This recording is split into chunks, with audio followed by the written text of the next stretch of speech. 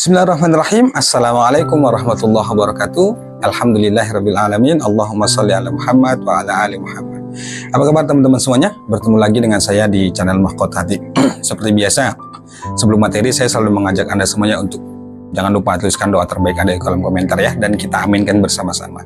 Ketika Anda baca di kolom komentar ini ada yang berdoa, ingin lunas hutang, ingin haji, ingin kaya dan segala macam, aminkan teman-teman, aminkan. Insya Allah ya, makin banyak sama-sama kita aminkan, insya Allah doa kita akan cepat dikabulkan oleh Allah Subhanahu Wa Taala. Yang penting jangan putus asa. Ya baik teman-teman semuanya, lagi-lagi hari ini kita bahas tentang hutang, karena selalu saya sampaikan bahwa kalau hutang kita bahas nggak ada selesainya. Ketika Anda sudah stres banget menghadapi tekanan hidup di persoalan hutang, kuncinya cuma satu teman-teman semuanya. Apa itu? Terima keadaan itu. Terima keadaan itu teman-teman semuanya. Dan sebenarnya dari semua video yang saya sampaikan di YouTube itu kuncinya itu ya terima dan siap menghadapi resiko itu dulu. Gini deh, sederhananya gini. Anda selama ini Anda sudah banyak mengamalkan banyak amalan, Anda berzikir, Anda sholat duha, sholat tobat, sholat tahajud, baca Quran dan lain sebagainya. Tapi hati Anda nggak ada latih untuk menerima, untuk sabar, untuk ridho. Saya katakan ini nggak salah, cuman kurang powerful. Bisa jadi di sana letaknya. Kenapa keajaiban belum datang? Karena keajaiban itu kalau kita berani melepaskan semuanya ke Allah, keajaiban itu akan hadir. Jadi keajaiban itu nggak usah ditunggu-tunggu teman-teman. Artinya lepaskan aja sama Allah, pasrahkan semua sama Allah. Semua jiwa raga kita, masa depan kita, hidup dan mati kita serahkan sama Allah. Di situ keajaiban akan datang. Nah harusnya kalau Anda sudah benar-benar mentok di posisi karena Anda kejar hutang, harusnya udah jebur aja sekalian. Hadapin aja semuanya. Yang penting ingat Anda bersama Allah. Kira-kira gini, ya Allah, oke deh. Bahasa saya gitu, ya Allah, oke deh.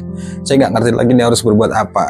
Karena semua hal sudah dilakukan dan nggak ada hasil. Oke deh, saya akan hadapin semuanya, saya akan terima semuanya. Yang terpenting saya akan berjalan bersamamu ya Allah.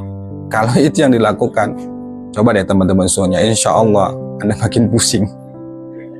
Ya untuk di awal aja mungkin pusing ya, karena banyak ujian yang akan dihadapin. Karena biasanya itu makin banyak riyadhah, makin banyak kita melakukan banyak amalan, itu ujian makin banyak datang. Tapi harus pahami, ketika ujian itu makin banyak datang dan kita tetap bertahan dan kita tetap baik sangka sama Allah, terus istiqomah mengamalkan banyak amalan, itu disitulah keajaiban akan terjadi teman-teman semuanya.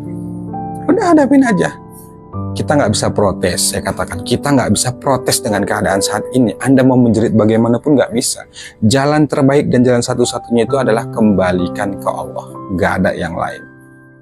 Perbaikin ibadah, perbaikin pikiran, perbaikin hati, perbaikin jiwa raga semuanya. Karena disitulah letak solusi. Kalau Anda cari solusinya itu di luar, ya beranggapan mungkin dengan kerja ini nanti hutang akan lunas, mungkin nanti usaha ini akan dengan usaha ini akan lunas, mungkin bisnis ini nanti akan lunas. Ya silakan, tapi ingat penentunya itu Allah. Dan yang terpenting itu adalah sebenarnya bagaimana kita menata hati diri kita dulu. Perbaikin ibadah, kemudian mental kita berani. Gini teman-teman semuanya, yang paling penting diingat itu adalah bahwa berkali-kali ini saya sampaikan ya, guru-guru kita juga menyampaikan bahwa nggak mungkin Allah kasih masalah, kasih ujian itu di luar batas kemampuan. Itu nggak mungkin teman-teman semuanya. Ya sudah, hadapin saja.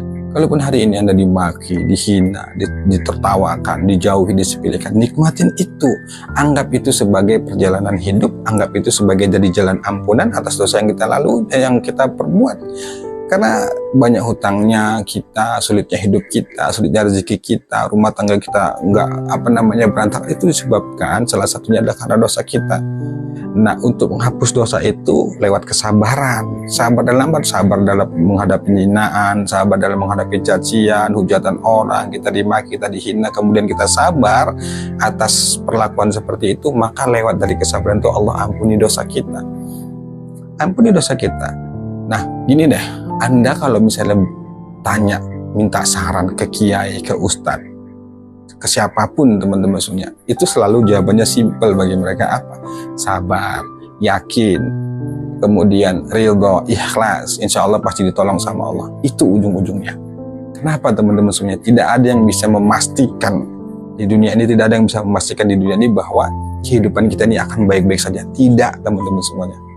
Semua manusia itu akan menghadapi masalah, ujian. Nah, Kalau Anda sudah memahami konsepnya seperti itu, misalnya bahwa setiap masalah kehidupan ini dihadapi dengan sabar, dengan ikhlas, dengan ridho, lalu mau kemana lagi Anda mencari? Adakah dunia selain dunianya Allah? Nggak ada. Ujung-ujungnya apa? Sabar, terima, ridho, ikhlas, kemudian baik sangka. Ya kalimat-kalimat, bahkan di salah satu ini ya, apa namanya ya, saya nggak sebutkan lah di channel YouTube itu, mungkin yang Anda tahu ya, kalau ingin bebas dari masalah, bebas hutang, jangan ngeluh, jangan gerutu, jangan marah, jangan protes, pasti tahu ya, dan bla bla segala macam ya, sifat-sifat negatif itu harus dihindari. Dan kalau kita ingin keluar dari berbagai masalah, jangan ngeluh, jangan gerutu gitu ya, jangan marah, jangan emosi, bahkan jangan terpancing marah. Itu pasti tahu lah teman-teman semua. Nah itu benar, berarti sasarannya, intinya itu adalah ada pada di hati. Solusi itu ada dalam diri kita. Ya memang nggak enak saat kita dimaki, saat kita dihina, kita dikucilkan, kita dikatain apapun, padahal kita nggak ada niat untuk menzolimin, nggak ada niat untuk nggak membayar, tapi kan perkaranya cuma satu, karena memang kita belum ada uang, akhirnya pun dia marah. Dan harus ingat, dia marah itu juga karena izin Allah Subhanahu Wa Taala, yang tujuannya untuk menguji kesabaran kita, untuk menguji kita nerima atau enggak, kita ridho apa enggak, kita tetap baik sangka enggak sama Allah. Padahal ya, misalnya gini, Pak, itu banyak yang bertanya ke saya, Pak, saya sudah, Pak, besok saya harus menghadapi menagih hutang, saya sudah mengamalkan tahajud, saya sudah berzikir sholawat, saya sudah beristighfar, sudah mengamalkan yang lain, terus saya hadapin menagih hutangnya tetap marah-marah, saya tetap dikatain yang enggak enak, terus dikatakan yang di kebun binatang itu keluarlah, dengan bahasa begitu ya. Saya dianggap menzolimin, saya dianggap penipu segala macam, padahal saya nggak ada melihat seperti itu, Pak. Ingat bro, ingat. Dia marah itu gini, pertama deh, bukan amalan yang Anda kerjakan itu salah sehingga Anda merasa pertolongan Allah nggak datang. Anda berdoa malam harinya supaya dikasih pertolongan sama Allah, supaya yang lagi itu nggak marah-marah dan lain sebagainya. Tapi gitu Anda hadapin sebaliknya, di luar dari harapan yang Anda inginkan, Anda tetap dimaki, Anda tetap dihina, Anda tetap segala macamnya lah. Ingat, bukan amalan yang salah. Dan Anda harus ingat juga bahwa dia marah itu juga karena izin Allah, tujuannya untuk menguji keimanan kita. Kalau Allah misalnya gini deh, kalau Allah tolong, bukan gimana ya bahasanya, kalau Allah mungkin kalau penagihnya nggak memarahin kita, kita merasa mungkin ini akhirnya nanti takutnya kita berdoanya itu nggak sungguh-sungguh lagi sama Allah. Allah coba itu, Allah diuji sama Allah tuh, tetap dibuat tuh, yang penagih utang tuh memarahin kita, dimakin segala macam bla bla bla gitu, nggak enak. Di situ kita diuji, apakah masih tetap yakin, apakah masih mau mengamalkan yang seperti yang kita amalkan di semula tadi, kita tahajud malam harinya, kita baca sholawat, masih mau nggak? Apakah tetap kita baik sangka, atau sebaliknya, apakah kita marah, kita nggak yakin, kita protes? Nah itu diuji. Padahal sebenarnya dibalik dari itu ada keajaiban teman-teman semuanya. Jadi harus bahasa saya harus lumayan peka lah terhadap kondisi yang dialamin. Intinya teman-teman semuanya gini, kalau semua masalah itu kita libatkan Allah, kita berdoa ke Allah, lapornya ke Allah, apapun hasilnya berbaik sangkalah. Ketika hasil dari yang kita lakukan, yang kita usahakan itu tidak sesuai apa yang kita harapkan, baik sangkalah, ada hikmah di balik itu. Ujian kesabaran, ujian keikhlasan, ujian keyakinan, ujian untuk berpikir positif. Tapi kalau itu sesuai apa yang kita harapkan, juga ujian. Apakah kita tetap istiqomah? Apakah kita tetap mau mengamalkan itu? Atau apakah kita sombong? Ataukah kita merasa gara-gara kita? Banyak hal teman-teman semuanya.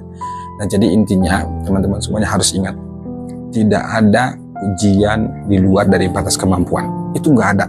Nggak ada, Allah sendiri yang bilang. Makanya Anda jangan terlalu berlarut-larut pada kesedihan, jangan terlalu berlarut-larut pada kondisi yang saat ini Anda alamin. Pahami saja bahwa saat ini Anda sedang banyak masalah, Anda sedang diuji sama Allah, sedang banyak hutang, sedang dikejar-kejar hutang. Pahamin itu, alihkan fokusnya. Alihkan fokusnya maksudnya gimana? Mulai dari perbaikan ibadah, perbaiki diri, banyak minta ampun sama Allah, tetap lakukan ikhtiar, tetap bergerak, tetap berikhtiar menjemput rezeki gitu ya. Jangan berdiam diri saja. Dan yang paling penting, jangan pernah berpikir apa bisa ya hutangku lunas, apa bisa ya masalahku selesai sementara gajiku sekian, sementara aku seorang ibu rumah tangga. Jangan teman-teman semuanya, jangan pernah berpikir begitu. Itu namanya kita meragukan kekuasaan Allah. Udah deh, nggak usah alasan pakai tapi nggak usah. Pokoknya saya sarankan mulai hari ini jangan batasin diri Anda. Artinya jangan berpikir ya Allah apa bisa sih utangku lunas, dari mana jalannya, aku nggak kerja seperti kata dia. Jangan. Allah itu kuasa, Allah itu punya banyak cara untuk menolong kita. Yang terpenting kita mau nggak datang ke Allah, yakin nggak sama pertolongan Allah, siap nggak dengan ujian-ujian yang akan kita hadapi. Itu intinya teman-teman semuanya. Oleh karena itu jangan putus asa, selalulah munculkan harapan bahwa Allah itu pasti menolong, selalulah berbaik sangka sama Allah bahwa Allah itu tahu yang terbaik untuk diri kita. Anda jangan terlalu berfokus pada pikiran yang aneh-aneh. Saya udah lepaskan sajalah ke Allah, nikmatin saya semuanya, kira-kira gini, terserah deh mau diapain aja sama Allah, terserah, yang penting pokoknya ke Allah lah. Walaupun urusan nanti kita mati meninggal, kalau urusan Allah, yang penting Allah udah tahu bahwa kita itu pingin banget selesai dari hutang, cuman masalahnya mungkin Allah belum kasih jalan, dan Allah juga tahu kok. Yang penting kita itu benar-benar punya niat untuk menyelesaikan utang. Jangan sekali-sekali kita berpikir untuk tidak mau melunasi utang, jangan. Itu beda lagi. Yang penting Allah Maha tahu bahwa kita nggak pernah niat menzolimin, kita benar-benar ingin sungguh-sungguh bayar utang, tapi saat masalahnya belum Allah kasih jalan, sabar teman-teman semuanya. Ya, Allah alam bisawab. Wassalamualaikum warahmatullahi wabarakatuh.